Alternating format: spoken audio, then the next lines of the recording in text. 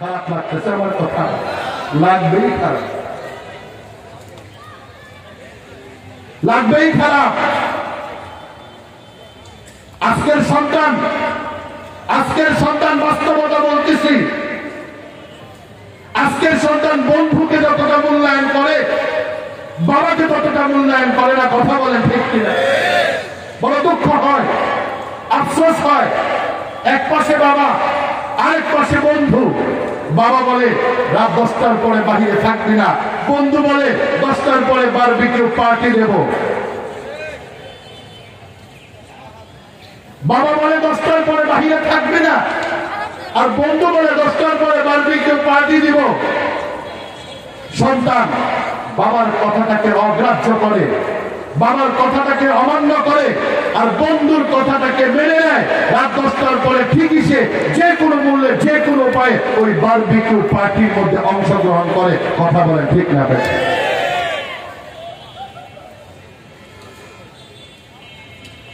আল্লাহ নবীর হাদিস যে কিয়ামতের আলামতের মধ্যে একটা আলামত হলেই যে সন্তান বন্ধুকে প্রায়োরিটি দিবে বাবার উপরে। বন্ধুর কথা মানবে, বন্ধুর কথা শুনবে, কিন্তু বাবার কথা মানবে না, বাবার কথা শুনবে না। আজকের সমাজে এই পরিস্থিতি আছে না?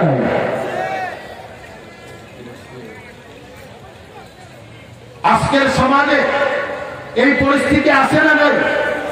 অবশ্যই আছে। আল্লাহ নবী বলেন, দেখো ইদা তুকিদাল ফাইদু ওয়ালা ওয়াল আমানাতু মাগনামা ওয়াজ যাকাতু মাগরামা ওয়া তুআল্লিমা লিগাইরিদ দ্বীন ওয়া আদনা সাদীকাহু ওয়া aqsa আমা ওয়া আদনা সাদীকাহু ওয়া aqsa আমা। যে একটা সময় এমন আসবে সমাজের যুবকরা, সমাজের সন্তানরা আদনা সাদীকা, সাদীক মানে কি বলেন? সাদিক মানে কি বুঝেন না? হ্যাঁ, সাদিক মানে কি? বন্ধু। সাদিক মানে কি? বন্ধু, ফ্রেন্ড। আল্লাহ নবীর হাদিস, ওয়া আদনা সাদীকাহু ওয়া aqsa আমা। বন্ধুকে কাছে টেনে নিবে আর বাবাকে দূরে ঠেলে দেবে। বন্ধুকে কাছে টেনে নিবে আর বাবাকে দূরে ঠেলে দিবে। মাকে অনুরোধ করবে, মা বাবাকে একটু বোঝাও না। বন্ধু বলছে না গেলে আমার মুখ থাকে না। মাকে ছেলে বলে, মেয়ে বলে বাবাকে একটু বোঝাও। বাবা কেমন জানি আনসোশাল, বাবা কেমন জানি সামাজিকতা বুঝে না, বাবা এগুলো বুঝতে চায় না। মা বাবাকে একটু বুঝাও। বন্ধুর কথা মানতে হয়, বন্ধুর কথা শুনতে হয়, তা না হলে যে আমার পার্সোনালিটি থাকে না। এই অনুরোধটা মাকে না করে এই অনুরোধটা বন্ধুকে কর। বন্ধুরে বোঝার চেষ্টা কর, আমার বাবা এগুলো অপছন্দ করে, আমার বাবা এগুলো ভালো চোখে দেখে না, আমার বাবা এগুলো সুন্দরভাবে গ্রহণ করে না। সুতরাং তোর এই বিষয়টাকে আমি মানতে পারলাম না, এক্সট্রিমলি সরি, আমাকে মাফ করে দে, আমি বাবার কথার অবাধ্য হতে পারবো না। একটা দিন বন্ধুকে এই কথাটা বলে দে, একটা দিন বন্ধুকে এই কথাটা বলে দেখো। আমরা এগুলো করি না, আমরা এগুলো করি না, বরঞ্চ তার উল্টাটা করি, বরঞ্চ তার উল্টাটা করি। বন্ধুর কথা রাখতে গিয়ে কাঁথার নিচে কুলবালিশ কয়া দিয়ে মা দরজা খুলে দেয়, চুপে চাপে বের হয়ে চলে। বাবা রাতের বেলায় জানালা দিয়ে উঁকি মারছে, ছেলের ঘরে তাকায় দেখে না ছেলে বিছানায় আছে। আসলে তো কাঁথার নিচে কম্বলের নিচে ছেলে নাই, ওটা হলো কুলবালিশ। কথা কোন ঠিক কিনা? সকালবেলা বাবা ওঠার আগে আবার ওয়াল টপকায় আইসা মা সুন্দর করে দরজাটা খুইলা দেয়। মা তো একটু নরম দিলের হয়, টুক করে ধুইকা আবার ওই কুলবালিশ সরায়া সুন্দর আরামে শুয়ে থাকে। হয় কি হয় না? হয় কি হয় না? অবাস্তব বলতেছি, বলেন না অবাস্তব বলতেছি না বাস্তব? বাস্তবতা বলতেছি। আজকের সমাজে বাস্তব চিত্র এটা, আজকের সমাজে বাস্তব চিত্র এটা। প্রতিদিন রাতে মাহফিল করে রাত 1টা আর 2টায় যেন 300 ফিট দিয়ে যখন বাসায় যাই, উত্তরায় যাই, এমন কোন রাত নাই, এমন কোন রাত নাই, রাতের 1টা হোক, 2টা হোক, 3টা হোক, এমন কোন রাত নাই যে 300 ফিটের মধ্যে শত শত যুবক আর যুবতীকে দেখি না। তাদের মা বাবা কি মারা গেছে? বলেন, তাদের মা বাবা কি মারা গেছে না? আপনারা কি বোবা? তাদের মা বাবা আছে না নাই? তাহলে রাত 3টার সময়, রাত 2টার সময়, রাত 1টার সময় এই যুবক যুবতীরা 300 ফিটে কি করে? 300 ফিটে কি করে? বুঝা গেল বন্ধুর দাওয়াতে, বন্ধুর ইনভাইটে চলে গেছে।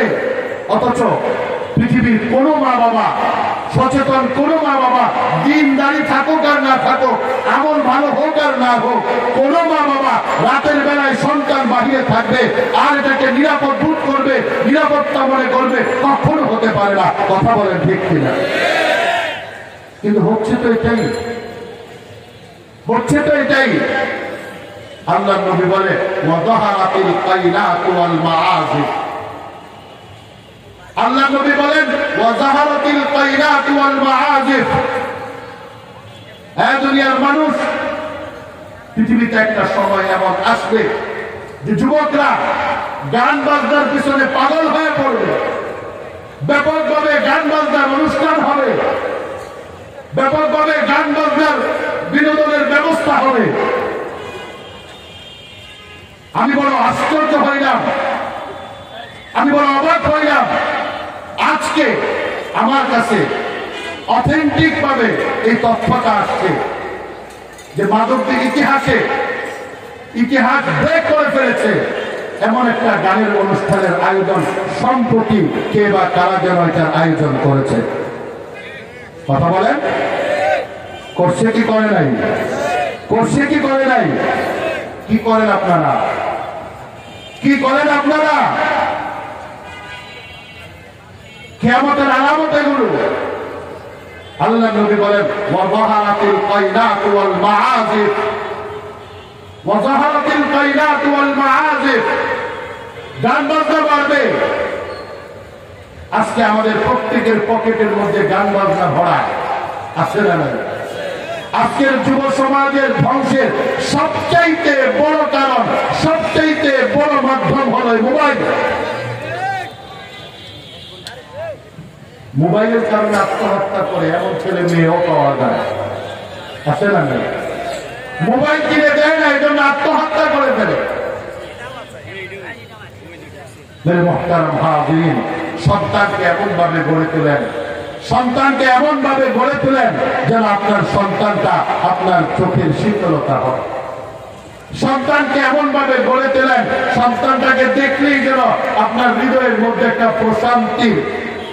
প্রশান্তির ভাব সৃষ্টি হয়। আপনি যেন স্যাটিসফ্যাকশন হতে পারেন, আপনার আত্মাটা যেন প্রশান্ত হয়ে যায়। অথচ আমরা এটা পারি না। আমরা এই ব্যাপারে সচেতন আর সজাগ নই, আমরা এই ব্যাপারে আন্তরিক আর সচেষ্ট নই। মুহতারাম হাজিরিন, সন্তান আল্লাহ প্রদত্ত এক নিয়ামত, সন্তান আল্লাহর পক্ষ থেকে আমাদের কাছে আমানত। মুআজ্জাজ হাজিরিন, এই আমানতের ব্যাপারে আমরা সজাগ হই, এই আমানতের ব্যাপারে আমরা সচেতন হই। হুজুর যেহেতু আসতে দেরি করতেছে, আরেকটা আমানতের কথা বলি। মুআজ্জাজ হাজিরিন, আল্লাহর পক্ষ থেকে আমার কাছে, আপনার কাছে আরেকটা অন্যতম আমানত হলো এই যে আল্লাহ পাক আমাদের কাছে, আপনার কাছে আরেকটা আমানত রেখেছেন, যেই আমানতের নাম হলো কোরআনুল কারীম। আমানতের নাম কি? কোরআনুল কারীম। আল্লাহ তাআলা বলেন ইন্না আরাদনাল আমানাতা আলাস সামাওয়াতি ওয়াল আরদ, ইন্না আরাদনাল আমানাতা আলাস সামাওয়াতি ওয়াল আরদি ওয়াল জিবাল فأبين أن يحملنها وأشفقن منها وحملها الإنسان إنه كان ظلوما جهولا। আল্লাহ বলেন দেখো, আমি কোরআন নামক আমানতটাকে অনেক বড় সৃষ্টি, অনেক শক্তিশালী সৃষ্টি, আসমান অনেক শক্তিশালী সৃষ্টি, জমিন তাদের কাছে রাখতে চেয়েছিলাম, কিন্তু সবাই অস্বীকার করেছে যে না না না, আমরা এই আমানতের হেফাজত করতে পারবো না, আমরা এই আমানতের সংরক্ষণ করতে পারবো না। ফাআবাইনা আন ইয়াহমিলনাহা, আসমান জমিন সকলেই আল্লাহ তাআলার কাছে অপারগতা স্বীকার করেছে। ফাআবাইনা আন ইয়াহমিলনাহা ওয়া আশফাকনা মিনহা ওয়া হামালাহা আল ইনসান, মানুষ এই কোরআন নামক আমানতের জিম্মাদারি গ্রহণ করেছে। বলেন সুবহানাল্লাহ। মানুষ এই কোরআন নামক আমানতের জিম্মাদারি গ্রহণ করেছে। মুহতারাম হাজিরিন, এই কোরআন আমাদের কাছে আমানত। এই কোরআনকে হেফাজত করতে হবে, এই কোরআনকে হেফাজত করতে হবে। এই কোরআনকে হেফাজত করা সবচেয়ে উন্নত মাধ্যম হলো এই যে আমরা আমাদের সন্তানদেরকে, আমরা আমাদের ছেলে মেয়েদেরকে কোরআনী শিক্ষায় শিক্ষিত, কোরআনী শিক্ষায় শিক্ষিত করব। তাহলে এই কোরআন নামক আমানতের হেফাজত হবে। মুহতারাম হাজিরিন, মুসলমানের ইসলাম, মুসলমানের ইসলাম ততক্ষণ পর্যন্ত নিরাপদ যতক্ষণ পর্যন্ত মুসলমানের কাছে কোরআনুল কারীম নিরাপদ, যতক্ষণ পর্যন্ত কোরআনুল কারীম নিরাপদ। এই জন্য গোটা পৃথিবীর যারা অমুসলিম, যারা কাফের, বেদিন, বেঈমান, তাদের অন্যতম একটা এজেন্ডা হলো যে মুসলমানদেরকে কোরআন থেকে দূরে সরায় দাও, মুসলমানদেরকে কোরআন থেকে দূরে সরায় দাও। ছোট্ট উদাহরণ দিলে বুঝবেন। আপনারা যখন ছোট ছিলেন, পাড়ায় পাড়ায়, মহল্লায় মহল্লায়, মসজিদে মসজিদে সকালবেলা সাবাহি মক্তব ছিল কিনা? বলেন ছিল কিনা? প্রত্যেকটা মসজিদের মধ্যে সকালবেলা ফজরের পরে মক্তব ছিল কিনা? গ্রামের ঘরে ঘরে মা চাচিরা সকালে ঘুম থেকে উঠে ফজরের নামাজ পড়ে কিছু সময় কোরআনে কারীমের তিলাওয়াত করতো কিনা? এখন কি হইল? কিন্ডারগার্টেন চালু হইল। হ্যাঁ, কিন্ডারগার্টেন চালু হইল। ক্লাস কয়টা থেকে? সকাল 7টা থেকে। ক্লাস কয়টা থেকে? সকাল 6:30 থেকে। মা চাচিরও কোরআন তেলাওয়াত করার সুযোগ নাই, সন্তানকে রেডি করতে হয়, কারণ সন্তানের বয়স মাত্র 4, তাকে রেডি করতে 1 ঘন্টা সময় লাগে। কথা বলেন ঠিক কিনা? সন্তানেরও সকালবেলায় মসজিদে গিয়ে কোরআন পড়ার সুযোগ নাই, কারণ সকালবেলায় তাকে কিন্ডারগার্টেনে চলে যেতে হয়। এই শিক্ষা ব্যবস্থা আবির্ভাব করলো কারা? বেদিন আর বেঈমানেরা। কথা বলেন ঠিক না? এই শিক্ষা পদ্ধতির আবিষ্কারক হলো বেদিন আর বেঈমানেরা, যাতে করে মুসলমানের সন্তান কোরআন থেকে দূরে সরে যায়, যাতে করে মুসলিম সমাজের মধ্যে কোরআনের চর্চা না থাকে। মেরে মুহতারাম হাজিরিন, এই যে এক সংস্কৃতি চালু হলো, যদি আমি আপনি মুসলমান হিসাবে টিকে থাকতে চাই, আমি আপনি যদি মুসলমান হিসাবে ইসলাম নিয়ে বেঁচে থাকতে চাই, তাহলে এই সংস্কৃতির বিরুদ্ধে আমাকে আপনাকে বিপ্লব ঘটাইতে হবে। আমাকে আপনাকে বিপ্লব ঘটাইতে হবে। কিভাবে? যতই তারা পলিসি করুক, আমাকে আপনাকে পাল্টা পলিসি গ্রহণ করতে হবে। আমাকে আপনাকে পাল্টা পলিসি গ্রহণ করতে হবে। বর্তমান সময়ে বাংলাদেশে বহু নুরানি মাদ্রাসা এমন আছে, যে মাদ্রাসাগুলোর মধ্যে তৃতীয় শ্রেণী পর্যন্ত, 5ম শ্রেণী পর্যন্ত 100% ন্যাশনাল কারিকুলাম অনুসরণ করে শতভাগ জেনারেল শিক্ষা প্রদান করা হয়। কথা বলেন ঠিক না? আপনি তো আপনার বাচ্চাকে জেনারেল শিক্ষা দিচ্ছেন, আপনি তো আপনার বাচ্চাকে জাগতিক শিক্ষা দিচ্ছেন। আপনি আপনার বাচ্চাকে এমন একটা নুরানি মাদ্রাসায় ভর্তি করিয়ে দেন যেখানে বাংলা শতভাগ, ইংরেজি শতভাগ, ম্যাথমেটিক্স শতভাগ পড়ানো হয়, সমাজ পড়ানো হয়, বিজ্ঞান পড়ানো হয়, যেখানে সব কিছু আছে, এমন একটা নুরানি মাদ্রাসায় ভর্তি করিয়ে দেন। 3 বছর 4 বছর ওই মাদ্রাসায় পড়ান, 5ম শ্রেণী পর্যন্ত পড়ান, 3য় শ্রেণী পর্যন্ত পড়ান। এর সাথে সাথে সে কোরআনের শিক্ষায় শিক্ষিত হবে, কোরআন পড়তে পারবে, আমপারা পড়তে পারবে, নামাজ পড়তে পারবে, দৈনন্দিন মাসাইল গুলো শিখতে পারবে, 40 থেকে 60টা হাদিস মুখস্থ বলতে পারবে। তারা প্রোগ্রাম করেছিল আপনার সন্তানকে কোরআন থেকে দূরে সরাবে। আপনি প্রোগ্রাম করেন আমার সন্তান জাগতিক শিক্ষা অর্জন করবে, আমার সন্তান কোরআনের শিক্ষা অর্জন করবে। পারবো তো ইনশাআল্লাহ? পারবো তো ইনশাআল্লাহ। এমন বহু শিক্ষা প্রতিষ্ঠান এখন হয়ে গেছে, বহু শিক্ষা প্রতিষ্ঠান হয়ে গেছে, আমরা জানি না, আমরা খবর নেই না, একটু খবর নেই, একটু ঘোরাঘুরি করি বলে মুহতারাম হাজির, যতদিন পর্যন্ত আমাদের এই সিনার মধ্যে কোরআন থাকবে, মনে রাখবেন ততদিন পর্যন্ত মুসলমানের কাছ থেকে ইসলাম কেউ ছিনিয়ে নিতে পারবে না। কথা বলেন ঠিক কিনা? পারবে। ভারত উপমহাদেশে ব্রিটিশরা যখন কোনোভাবেই মুসলমানদেরকে দমাইতে পারতেছে না, শত শত আলেমদেরকে হত্যা করা হচ্ছে, শত শত কোরআনের কপি, হাজার হাজার কোরআনের কপি আগুনের মধ্যে জ্বালিয়ে ছাই করে দেওয়া হচ্ছে। তারপরেও মুসলমানরা ব্রিটিশ বিরোধী আন্দোলনের ক্ষেত্রে একটুও নত স্বীকার করে না, একটুও দুর্বলতা প্রদর্শন করে না। কারণটা কি বুঝতে পারে না। একজন মুসলমান ব্রিটিশ অফিসারের হাতে ধরে বলতেছে, স্যার চলেন আপনাকে একটা ম্যাজিক দেখাই। ব্রিটিশ অফিসার বলতেছে, কি ম্যাজিক দেখাইবা? মুসলমানের বাচ্চা বলতেছে, ম্যাজিক দেখতে হলে আপনাকে এখান থেকে বহু দূরে যেতে হবে আমার সাথে। ব্রিটিশ অফিসার বলে, কোথায় যাব?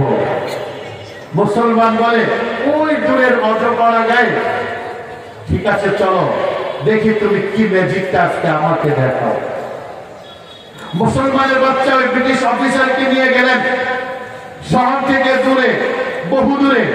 ওই গ্রামের মধ্যে একটা ছোট্ট হাফিজিয়া মাদ্রাসা আছে। ওই মাদ্রাসায় যাওয়ার পর ব্রিটিশ অফিসার বলতেছে, কি ব্যাপার, তুমি আমাকে এই মাদ্রাসায় কেন আনিয়ে আসছ? এই মাদ্রাসায় আবার কি ম্যাজিক দেখাবা? মুসলমানের সন্তান বলতেছে, দাঁড়ান একটু অপেক্ষা করেন, ওয়েট এন্ড সি। ওই মাদ্রাসা থেকে 13-14 বছরের একটা বালককে ডেকে নিয়ে আসছে। ডেকে নিয়ে এসে এবার ব্রিটিশ অফিসারকে বলতেছে, স্যার এই বাচ্চাকে জিজ্ঞেস করেন কোরআন শরীফ কয় পড়া মুখস্থ করেছে। ব্রিটিশ অফিসার জিজ্ঞেস করতেছে, এই বালক বলো কোরআন শরীফ কত পড়া মুখস্থ করেছ? বালক বলে, স্যার আমি কোরআন শরীফের 30 পারাই মুখস্থ করেছি। পড়েন সুবহানাল্লাহ। ব্রিটিশ অফিসারের চোখগুলো বড় হয়ে গেল। এ কি বলে 30 পারা? 30 পারা? ওরে সুবহানাল্লাহ, 30 পারাই তুমি মুখস্থ করেছ? তো হ্যাঁ, আমি একেবারে আলিফ লাম মিমের আলিফ থেকে কুল আউযু বিরাব্বিন নাসের সিন পর্যন্ত হরফ হরফ, ওয়ার্ড ওয়ার্ড, বাক্য বাক্য, লাইন লাইন, পৃষ্ঠা পৃষ্ঠা আমি মুখস্থ করেছি, কোনো হেরফের নাই। সুবহানাল্লাহ। পরীক্ষা করবো, প্রস্তুত আছো? আর রেডি? বাচ্চা বলতেছে, ঠিক আছে রেডি। প্রশ্ন করেন। এবার ব্রিটিশ অফিসার প্রশ্ন করতেছে, এত নাম্বার পড়া, এত নাম্বার পৃষ্ঠা পড়ো। প্রশ্ন করতে দেরি, বাচ্চার জবান থেকে কোরআনের আয়াত শুরু হতে দেরি হয় না। আল্লাহু আকবার। একটা না, দুইটা না, বহু প্রশ্ন করলো, কোনোভাবেই আটকাইতে পারে না। এবার মুসলমানের বাচ্চাটা বলে, যে কিনা ব্রিটিশ অফিসারকে শহর থেকে গ্রামে নিয়ে আসছে, স্যার এটাই হলো ম্যাজিক, এটাই হলো ম্যাজিক। কি ম্যাজিক? বলে যে আপনারা কোরআনের কপিগুলো পুড়াই দিচ্ছেন যাতে করে মুসলমানকে এই কোরআন থেকে আপনারা সরাই দিতে পারেন। কোরআনের কপি যেটা কাগজে বানানো, যেটা মরটের মধ্যে ঘেরা, এটা আপনারা পুড়াইতে পারবেন, জ্বালাই দিতে পারবেন, সাগরের মধ্যে ভাসাই দিতে পারবেন। কিন্তু এরকম শত শত বাচ্চা সিনার মধ্যে যে কোরআনের কপি আছে, কোরআনের আয়াত আছে, কোরআনের পৃষ্ঠা আছে, কোরআনের হরফ আছে, এগুলো কিভাবে জ্বালাবেন? যতদিন পর্যন্ত এরকম একটা কোরআনে কারিমের হাফেজ থাকবে, মনে রাখবেন, খোদার কসম করে বলি, আপনারা মুসলমানকে কোরআন থেকে দূরে সরাইতে পারবেন না। একজন হাফেজে কোরআন যদি বেঁচে থাকে, কোরআনে কারিমের তেলাওয়াত শুরু করবে। যারা কোরআনে কারিম লিখতে পারে, আরবি লিখতে পারে, তারা খাতার কলম নিয়ে লিখতে থাকবে। এক রাতের মধ্যে হাজার হাজার লক্ষ লক্ষ কোরআনের কপি ছেপে আসবে। কোরআন থেকে মুসলমানদেরকে বিচ্ছিন্ন করতে পারবেন না। এটাই হলো ম্যাজিক, আপনাকে দেখানোর জন্য নিয়ে আসবে। এটাই হলো ম্যাজিক। মুহতারাম হাজিরিন, এই কোরআন আল্লাহ তাআলা আমাদের কাছে আমানত রাখছেন। এই কোরআন আল্লাহ তাআলা আমাদের কাছে আমানত রাখছেন। আজ বাদে কাল শুরু হচ্ছে রমজান, আজ বাদে কাল শুরু হচ্ছে রমজান। এই রমজানের একটা নাম আছে, আমরা তো সবাই বলি রমজান, রোজার মাস বলি কি বলি না? এই রমজানের আরেকটা নাম হলো কোরআনের মাস। এই রমজানের আরেকটা নাম কি? কোরআনের মাস। আজকেও আমি জুমার বয়ান এটা বলছি, এখানে আপনাদেরকেও বলে যাই, রমজান হলো কোরআনের মাস। রমজান মাসে যদি কেউ একটা ফরজ ইবাদত করে তাহলে 70টা ফরজ, সুবহানাল্লাহ। যদি কেউ একটা নফল ইবাদত করে তাহলে একটা ফরজ ইবাদতের সমান হয়, পড়েন সুবহানাল্লাহ। আপনি অন্য সময় কোরআনে কারীমের একটা হরফ তেলাওয়াত করলে 10টা নেকি, আর রমজান মাসে যদি আপনি একটা হরফ তেলাওয়াত করেন তাহলে 1 এ 70, 10 এ কয়টা হয়? বলেন 10 এ কয়টা হয়? রমজান কত ফজিলত! এই জন্য দেখবেন রমজান মাসে মা চাচিরা যথাসম্ভব হাতের কাজগুলো গুটায়া বেশি থেকে বেশি কোরআনে কারীমের তেলাওয়াত করার জন্য ব্যস্ত হয়ে যায়। কথা বলে ঠিক ঠিক।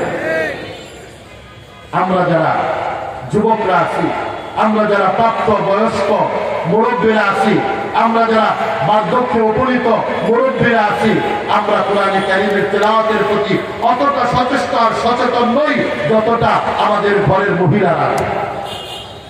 এই জন্য আমি সকলকে অনুরোধ করব, যারা আমরা কোরআনে কারীমের তেলাওয়াত করতে পারি, যারা আমরা কোরআনে কারীমের তেলাওয়াত করতে পারি, এই রমজান মাসে কোরআনের মাসে আমরা কোরআন নিয়ে বসে যাই। আমরা কোরআন নিয়ে বসে যাই। 10 দিনে 1 খতম, 30 দিনে 3 খতম কোরআনে কারীমের তেলাওয়াত। যারা আরো বেশি পারবো 7 দিনে 1 খতম, আরো বেশি পারি তো 5 দিনে 1 খতম, আরো বেশি পারি তো 3 দিনে 1 খতম। পারবো তো ইনশাআল্লাহ? চেষ্টা করবো তো ইনশাআল্লাহ? হুজুর আমি তো তিলাওয়াত করতে পারি না, হুজুর আমি তো কোরআনে কারীমের তিলাওয়াত জানি না, আমি কি করব? আমি কি করব? আপনি কোরআনে কারীমের তিলাওয়াত করতে পারেন না, কোরআনে কারীমের তিলাওয়াত করতে জানেন না, প্রথমত আপনি আক্ষেপ করবেন, আফসোস করবেন।